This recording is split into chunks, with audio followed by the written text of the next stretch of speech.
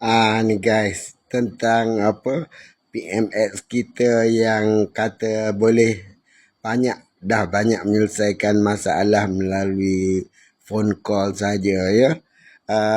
Yang terbaru ni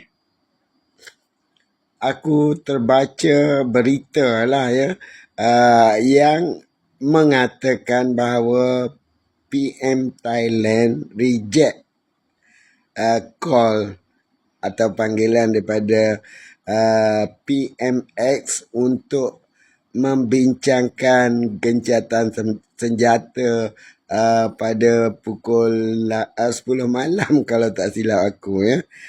Macam mana boleh reject tu? Kata apa boleh selesaikan masalah dengan call saja. Awak tu pengurusi ASEAN ya. Malaysia ni pengurusi ASEAN. Sebagai rakyat rasa terkesan juga, malu jugalah kami rakyat ya bila terang-terang Perdana Menteri Thailand reject ya.